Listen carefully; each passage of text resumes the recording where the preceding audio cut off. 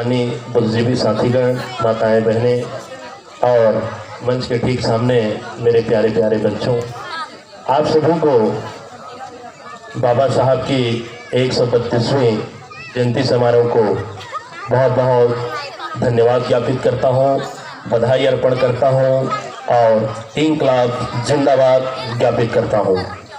मेरे साथ बोलिएगा, भारतीय संविधान, भारतीय संविधान, भारतीय लोकतंत्र, भारतीय लोकतंत्र, जय जय जय जय जय भीम, जय फूले जय भीम, जय बिरसा जय भीम, जय झलकारी जय भीम, जय मंडल जय भीम। सम्मानित साथियों, आज के इस जयंती समारोह में आपने मुझे आमंत्रित किया और बोलने का जो अवसर दिए, इसके लिए भी मैं आप लोगों के प्रति कृतज्ञता व्यक्त करते हुए अपना उद्बोधन प्रारंभ करता हूं। तथागत भगवान बुद्ध, करुणा के सागर, बोधिसत्व बाबा साहब अम्बेडकर, शिक्षा की ज्योति जलाने वाली सावित्रीबाई फुले, राष्ट्रमाता और हम सब के लिए शिक्षा के द्वार खोलने वाले राष्ट्रपिता ज्योतिबा फुले जी, जल जंगल जमीन की बात और हक अधिकार की बात करने वाले भगवान बिरसा मुंडा जी, और छत्तीसगढ़ की धरा में बरार के क्षेत्र में जन्मे बाबा गुरु घासीदास, छत्तीसगढ़ के बौद्ध और समय समय पर जन्मे संतों, गुरुओं, महापुरुषों को नमन करते हुए, सम्मानित साथियों, ये मैं जोर से जो आवाज दे रहा हूं, जोर से जो मैं आवाज दे रहा हूं, ये शक्ति कहां से आती है? आप सामने देख रहे हैं, इस बाबा साहब की बदौलत आज मैं इस मंच के माध्यम से बहुत जोर से आवाज दे रहा हूं, क्योंकि उन्होंने मुझे बोलने की आजादी दी, उन्होंने मुझे चलने की आजादी दी, उन्होंने मुझे सैर सपाट करने की आजादी दी, मुझे बिजनेस करने की आजादी दी, और आज इसी की बदौलत हमारे जितने भी शोषित, वंचित, सताए हुए समाज आज एकजुट होकर इस महामानव की जयंती को हम बड़े धूमधाम से सेलिब्रेट कर रहे हैं। सम्मानित साथियों, बाबा साहब के विषय में जितना भी कहा जाए, आपको 2 दिन 4 दिन कम पड़ सकता है, लेकिन प्रमुख बिंदु पर मैं बात करूंगा। सम्मानित साथियों, भारतीय संविधान में व्यक्ति की जब से जीवन एक भ्रूण अवस्था में होता है और उस मरण विषय तक बाबा साहब ने सभी का प्रबंध कर रखा है। चाहे वो इस पृथ्वी का एक जीव क्यों ना हो, इस पहाड़ हो, पर्वत हो, नदी हो, नाले हो, व्यवसाय हो, शिक्षा हो, जीव हो, जंतु हो, उन सारी व्यवस्था के लिए मुकम्मल एक संविधान में व्यवस्था कर रखा है। आज जो सामंतशाही लोग हैं, इस संविधान को पुनः खत्म करने की या कमजोर करने की बात करते हैं, तो चाहते नहीं कि SC, ST, OBC के बच्चे पढ़ लिख के कलेक्टर बने।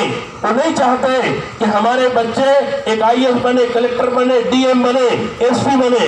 वो चाहते हैं कि हमारे घर में हमारे टुकड़ों पर पलने वाले हों, जैसे 1949 के पहले हम पशु तुल्य जिंदगी जीने के लिए मजबूर थे। वह कौन सा ताकत है जो हमारे प्रगतिशील में, हमारे उन्नति में बाधक साबित होता है? मेरे प्यारे बच्चों, आप लोग युवा हो, बाबा साहब के जीवन संघर्षों को आप लोग जरूर पढ़ना।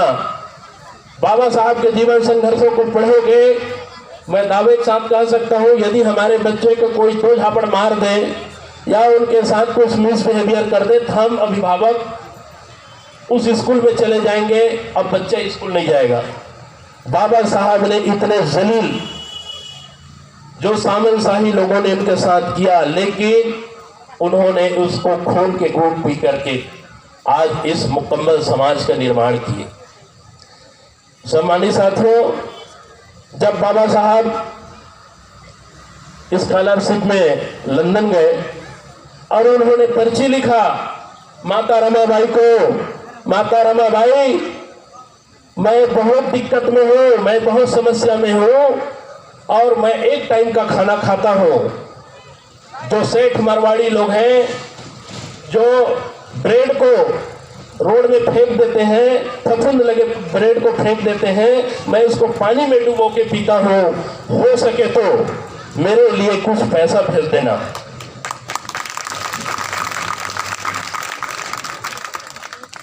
अब माता रमाबाई को लेटर प्राप्त हो जाता है। अब माता रमाबाई की जो बाबा साहब की जो बिटिया थी 3 साल के, तो माता रमाबाई वाले कंडे बेचकर, जिसको हम लोग छेना बोलते हैं छत्तीसगढ़ी में, वो मुंबई की नगरी से छेना कलेक्शन करके जो पैसा रखी थी इलाज कराने के लिए, अब वो धर्म संकट में पड़ गई कि मैं इस पैसे को बच्ची का इलाज कराऊं या बाबा साहब के शिक्षा में दूं। फिर माता रमाबाई ने ये निर्णय लिया, बच्ची को उनके हालात में छोड़ दिए, बच्ची को मरने दिया और माता रमाबाई उस कुछ पैसे को मनी ऑर्डर करते हैं बाबा साहब को और बाबा साहब अपने पीएचडी की पढ़ाई को पूरा करते हैं। आज होंगे कोई हमारे लोगों में जब नौकरी लग जाता है, बोलोगे चलो मीटिंग में समाज की बात करोगे, तो बोलता है मेरे पास टाइम नहीं है। इस महापुरुषों ने चंचल बच्चे को हमारे जैसे आलस्य मनुष्य के लिए उन्होंने गंवा दिया। जितने भी टाई कोटधारी लोगों से मैं पूछता हूँ जो 340, 341, 342 अनुच्छेद का लाभ लेके नौकरी में पदोन्नति पर बड़े बड़े साहब बनते हैं, वो अपने समाज की ओर नहीं देखते। क्यों? उनको महल चाहिए, उनको गाड़ी चाहिए, उनको ऐशो आराम चाहिए। यदि बाबा साहब चाहते तो विश्व के उसके लेवल का आज तक कोई पढ़ा लिखा नहीं था। उन्होंने विदेश में नौकरी नहीं की और भारत में, क्योंकि उन्होंने जितनी व्यवस्था अव्यवस्था समाज में देखा। और सम्मानित साथियों, जब बाबा साहब 1930 के गोल में सम्मेलन में जा रहे थे, उनका छोटा बच्चा राजरत्न अंबेडकर बुखार से तड़प रहे थे और उनको दूसरे दिन जाना था लंदन और बोले बाबा साहब आपके तो बच्चे को काफी बुखार है और आप लंदन मत जाइए। बाबा साहब बोले नहीं, मेरे को लंदन जाना बहुत जरूरी है, नहीं तो हमारे SC ST OBC की संख्या उस समय 9 करोड़ थी, ये लोग सामंतशाही लोग मेरे बच्चों को सदा सदा दिन के लिए मार देंगे। उन्होंने बात बोला कि ठीक रमा, आज मेरे एक राज रतन खत्म हो जाएगा, कोई बात नहीं, लेकिन जिस दिन मेरे राज रतन ये 9 करोड़ लोग होंगे उस दिन टाई कोट पहन के रहेंगे, आप चिंता मत करो। आज होंगे कोई माँ बाप। और दूसरे दिन रात को खत्म हो जाते हैं राजरत्न अंबेडकर, और खत्म होने के बाद जब जा रहे थे तो उसको कफन देने के लिए पैसा नहीं था। उसको कफन देने के लिए कहीं से कोई कफन तक नहीं दिए। माता रमाबाई ने अपने पल्लू को फाड़ करके उसको लपेट करके उसको अंतिम संस्कार की। है कोई हमारे में ऐसे जिसको बोल दो सामाजिक चीज में आपको जाना है तो सोचता है फालतू चीज है। सम्मानित साथियों, ये सब बताने का मकसद ये है कि कितने संघर्षों के बाद, कितनी तपस्या के बाद आज ये हमको ये संविधान मिल पाया है। और मैं सभी आवाम से और सभी बुद्धिजीवी साथियों से, प्यारे बच्चों से मैं निवेदन करता हूँ, आप भले एक रोटी कम खाओ, एक सब्जी कम खाओ, 2 कपड़ा पहनने के बजाय 1 कपड़ा पहनिए, लेकिन अपने बच्चे को एक उन्नतशील, एक प्रोग्रेसिव शिक्षा अवश्य दीजिए, क्योंकि जब तक शिक्षा नहीं रहेगा तब तक हम कुछ नहीं कर सकते। और जिसमें शिक्षा नहीं है वो बात नहीं कर सकता, टकराव नहीं कर सकता, और जिसमें अशिक्षा व्याप्त है वो हर हमेशा गुलामी को अपने गले से लगाता है।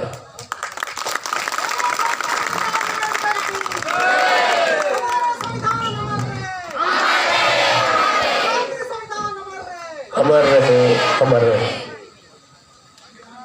प्यारे बच्चों, हमें जिस कौम में पैदा लिए हैं, अनुसूचित जाति, जनजाति, अन्य पिछड़ा वर्ग, माइनॉरिटीज, जितने भी लोग हैं, हम बाबा साहब के संघर्षों को जरूर आत्मसात करें, उनके बताए हुए मार्ग पर अवश्य चलें, क्योंकि आप लोग पढ़ोगे, कल के डेट में आप लोग ही कलेक्टर, इंजीनियर बनोगे। आप अपने समाज को पीछे मुड़ के देखोगे, उनको आंसू पोंछोगे। आज हमारे नेता लोग जब बाबा साहब ने रोते हुए दस्तखत किया पुणे पैक्ट समझौता में, सम्मानित साथियों आप जानते होंगे, उन्होंने सेपरेट इलेक्ट्रोड की बात की थी, जल जंगल जमीन सब हमारा होना चाहिए, लेकिन सामंतशाही लोग ऐसा होने नहीं दिए। उन्होंने बड़ी सोच के समझ के साथ एक रिजर्वेशन की व्यवस्था रखी, और बाबा साहब ने ये व्यवस्था को रखा, और उसके पीछे मकसद था, जब मेरे लोग पढ़ लिख के आगे जाएंगे और आगे जाने के बाद अपने लोगों को आंसू को पोंछेंगे। लेकिन आज वो नेता हमारे का नहीं रहता, बहुजन का नहीं रहता, वो तो एक पार्टी के गाइडलाइन में बात करता है। क्यों? वो बोलता है नहीं नहीं, मेरे ये पार्टी मेरे को इजाजत नहीं देता तो मैं ये बात नहीं करूंगा। आज वो पूरे रिजर्वेशन का फायदा लेता है और लोकसभा विधानसभा में एक भी हमारे लोगों के लिए क्वेश्चन नहीं उठाता। वैसी हाल हमारे कर्मचारी वर्ग हैं, आरक्षण का फायदा लेंगे, ना ऑफिस में ना घर में कभी फोटो रखेंगे, क्योंकि उनको शर्म आता है। और जिस किसी को शर्म आता है, मैं बोलता हूँ बड़े शान के साथ आप यदि जनरल कैटेगरी में फाइट करते हैं तो इस्तीफा दे दो, आप बड़े शौक के साथ आप जिंदगी जीजिए, तब आपकी औकात पता चल जाएगा कि आप में कितनी योग्यता है। बड़ी मोटी मोटी तनख्वाह लेते हैं, बड़े बड़े इमारत में रहते हैं, लेकिन जैसे आयोजक मंडल इतने मेहनत कर रहे हैं, हमारे भाई लोग द्वार में चल देते हैं तो यहाँ तक खिड़की तक नहीं खोलते, बोलते हैं फालतू लोग आ गए, इनको जाने दो। तो ये कहीं ना कहीं अंदर से हमको पीड़ा देता है, क्योंकि यही लोग हमारे प्रतिनिधित्व का लाभ लेते हैं। और सभी से मैं आह्वान करता हूं, जो आरक्षित कोटे में है उनसे निश्चित ही पूछो कि तुम दोगे और तुमको करना पड़ेगा, और नहीं करना पड़ेगा तो तुम इस्तीफा, तो हम तुमसे कभी नहीं पूछेंगे, क्योंकि तुमने एक समाज का प्रतिनिधित्व का लाभ लिया है। नेता से पूछिए, कर्मचारी से, अधिकारी से पूछिए, क्योंकि उन्होंने 100% लाभ लिया है संविधान का, और वो बाबा साहब के मिशन के साथ वो नाइंसाफी करता है। और बहुत कुछ कहने का है, लेकिन हमारे और वक्ता लोग हैं, मैं इस नाम से बहुत जल्द अपने बात को खत्म करने जा रहा हूं। प्यारे बच्चों, आपको कभी ज्योतिबा फुले, आजकल बच्चे लोग जान रहे हैं राष्ट्रपति राष्ट्रमाता सावित्रीबाई फुले के विषय में जानते हो बेटा आप लोग? आजकल गवर्नमेंट पढ़ाने लगे। अच्छा है, छत्तीसगढ़ शासन एक साल भर हो गया कि प्रियम्बल का पाठ कराते हैं, प्रस्तावना का। और अभी अभी इसी साल से माता सावित्रीबाई फुले की जयंती मनाने के लिए भी आधिकारिक रूप से छत्तीसगढ़ शासन ने भी घोषणा किया है। तो निश्चित ही आने वाले समय भी हम सब के लिए अच्छा रहेगा। आप लोग तन मन के साथ अपने बाबा साहब की कठिनाई को ध्यान में रखते हुए अपना पढ़ाई करिए, और इसी मंच में हम जहाँ कहीं पर भी आपसे मिले तो आपको हम सैल्यूट मारें कि बोलेगा सर आप छिंदगढ़ में मिले थे और आज मैं यहाँ की कलेक्टर हूँ, आप मेरे को बताएंगे। मैं इसी आशा और विश्वास के साथ आप लोगों से विदा लेता हूं। जोर से बोलिए, इंकलाब जिंदाबाद, संविधान जिंदाबाद, लोकतंत्र जिंदाबाद, जय जय जय जय जय भीम, जय जय जय जय जय भीम। बहुत बहुत धन्यवाद आयोजक समिति, आपने मुझे बोलने का अवसर दिया और सामने बैठे सभी दर्शक दीर्घा में सभी ने धैर्यपूर्वक आपने मेरे को सुना।